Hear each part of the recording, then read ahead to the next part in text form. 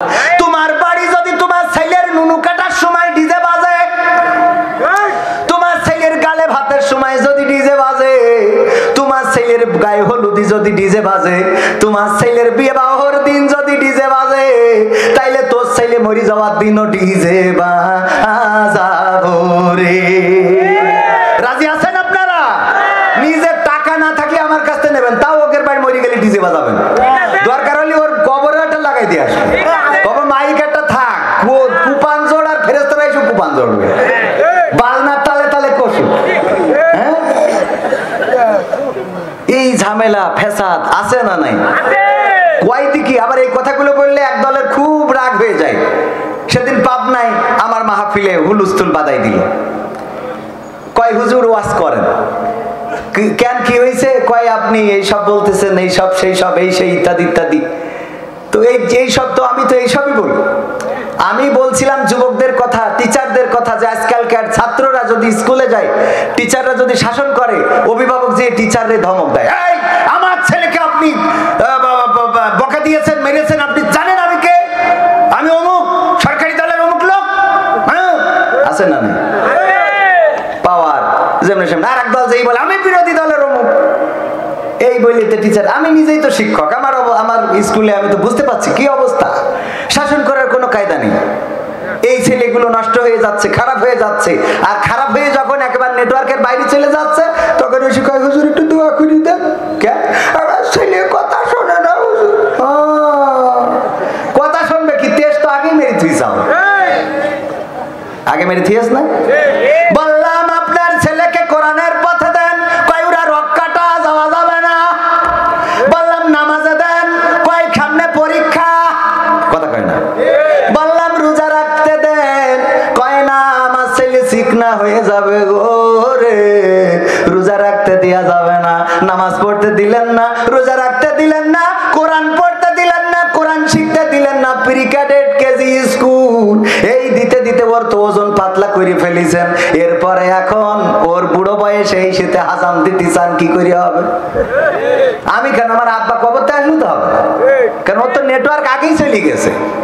আগে যদি কেউ চিকনা থাকতো, আমাদের মুরব্বী চাচারা বলতো এই তুমি কিছু খাও না নাকি, এই অবস্থা কেন, এই বলতো না। আর এখন যদি কেউ চিকনা মানে হ্যাংলা পাতলা হয়, ওরে বলে এই তুই কিছু খাওয়া ধরেছিস নাকি? হ্যাঁ, কিছু কি খাওয়া ধরেছিস?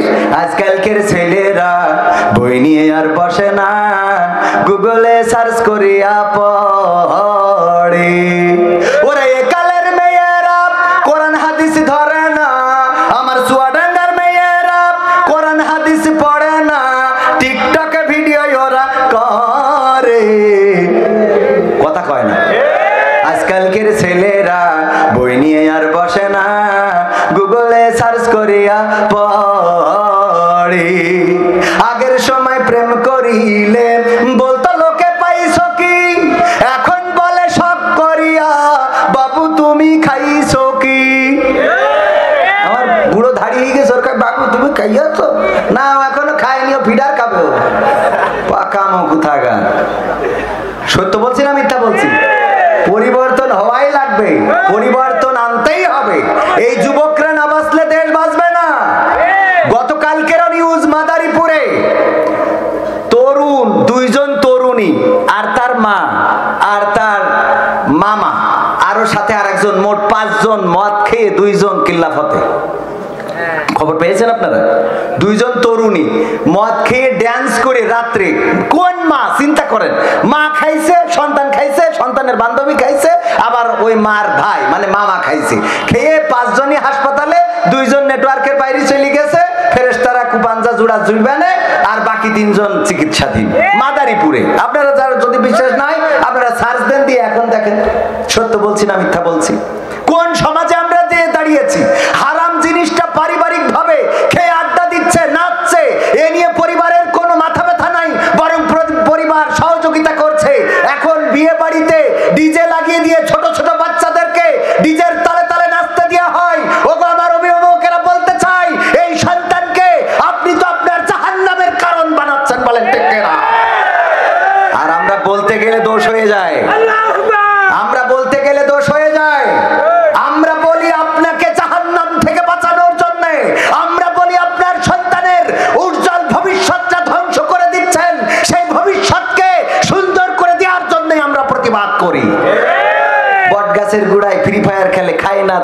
হুজুরের কাছে এসে কয় একটু গা ঝাড়াই দেন।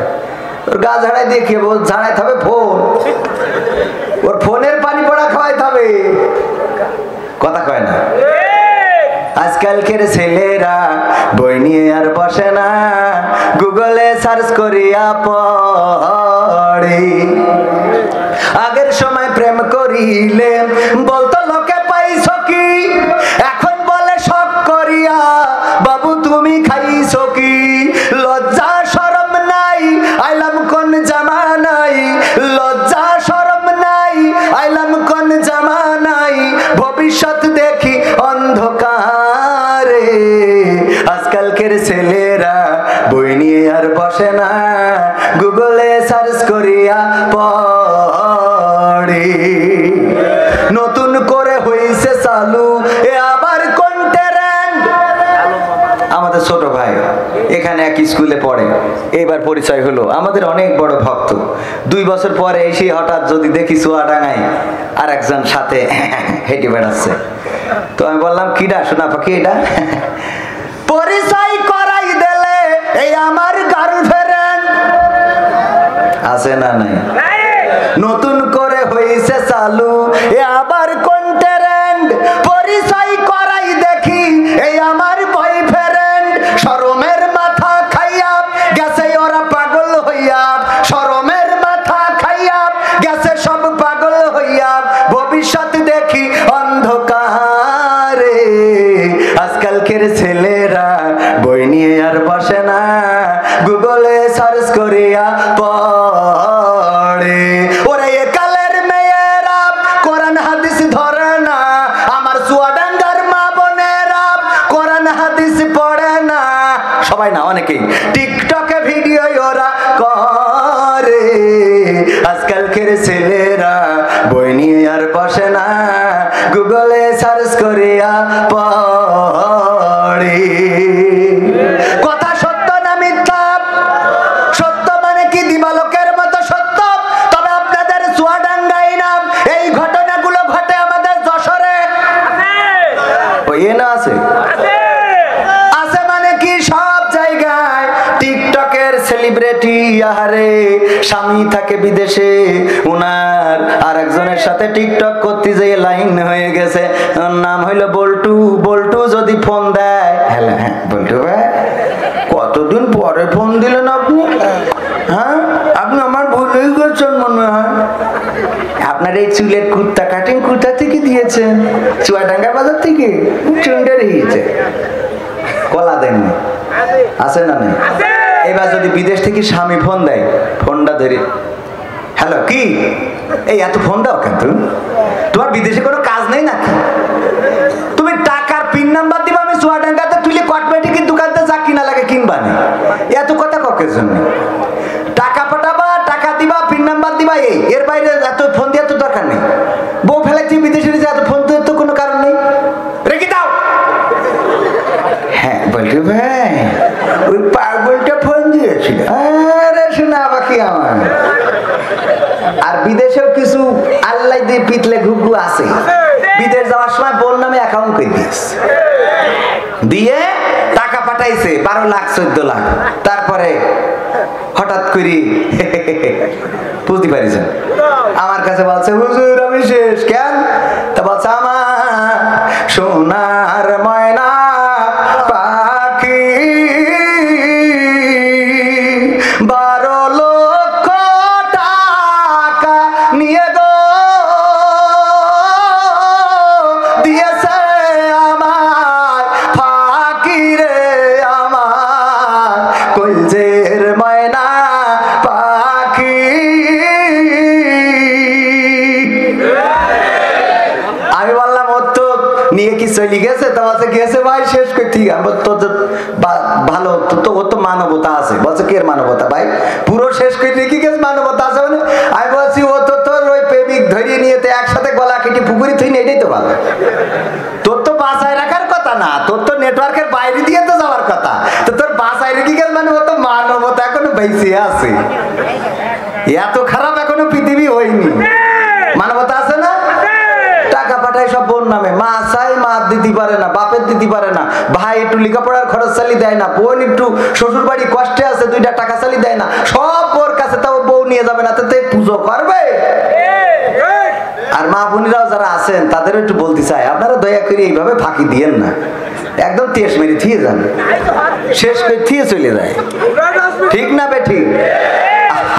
এই কাজগুলো করা যাবে?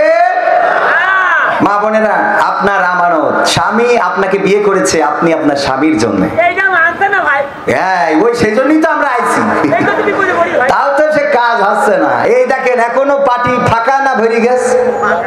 ও আমার ভাইরা, এই মাহফিলে যারা মাইকের আওয়াজ শোনার পরেও এখনো আসে নাই, আসলো না, তাদের ব্যাপারে আমাদের কোনো দুঃখ নাই, কিন্তু আমাদের কষ্ট একটু লাগে, কারণ আমরা চাই সবাই মিলে একসাথে জান্নাতে যাব, বলেন ঠিক কিনা? তবে একটা সত্য কথা হলো, এই মাহফিল শুধু নয়, আল্লাহ কোরআনের পথে, ইসলামের পথে সবাইকে কবুল করে। সবাইকে যদি কবুল করত, আবু জাহেল ইসলাম কবুল করতে পারতো, আবু লাহাব, উতবা, সাইবা, মুগীরা ওরাও ইসলাম কবুল করতে পারতো গো, আল্লাহ ওদের কবুল করে নাই গো ভাইরা আমার। যারা মাইকের আওয়াজ শুনছেন, প্রধান বক্তা আসার আগে এই কোরআনের মাহফিলের বাকি অংশটুকু পরিপূর্ণ করে দিয়ে প্রমাণ করে দিবেন মুসলমানেরা এখানে বসবাস করে, এটা কোনো হিন্দু অধ্যুষিত অঞ্চল নয়। তবে বিশ্বাস করি, যদি এটা কোরআনের মাহফিল না হয়ে আমার মমতাজের জলসা হইতো গো, তাইলে এখানে জায়গা পাওয়া যাইতো না, যাইতো না রে, ঠিক না বেঠে? ও আমার ভাইরা, এই ঈমান নিয়ে কবরে যাবেন, কি জবাব দেবেন ফেরেশতাদের কাছে, কি জবাব দেবেন আল্লাহর কাছে? চিন্তা কি করেন কখনো? কখন আপনার মালাকুল মাউত এসে জানটা নিয়ে উড়াল দেবে, মাটির সাথে পড়ে থাকবেন, আপনার কোনো ক্ষমতা কাজে লাগবে না। কার জন্য আপনি লড়াই করলেন, কার জন্য সংগ্রাম করলেন, সুদ খাইলেন, ঘুষ খাইলেন, টাকা উপার্জন করলেন না, কোনো টাকা পয়সা কাজে আসবে না, আপনার ওই সন্তান কাজে আসবে না, আপনার চেয়ারম্যানের চেয়ারটা কাজে আসবে না, আপনার এমপিদের পাওয়ার কাজে লাগবে না, আপনার মন্ত্রিত্ব, আপনার প্রধানমন্ত্রিত্ব, প্রেসিডেন্ট, আপনি যত বড় ক্ষমতা ধরুন না কেন, কোনো ক্ষমতাই কাজে লাগবে না। চিরজনমের মতো বিদায় নিয়ে অন্ধকার কবরে চলে যেতে হবে, কবর দেশের বাসিন্দা হয়ে যাবেন, ওই যে কবরে রেখে আসবে, আর পৃথিবীর কোন মানুষ আপনার খবর নেবে না। ওগো আমার ভাইয়েরা, এখনো যারা বাইরে রয়েছেন, আমি আপনাদের এতটুকু বলতে চাই, যদি মুসলমানের রক্ত গায়ে থাকে গো রে, এই মাহফিলে মাইকের আওয়াজ শুনলে চলে আসবে।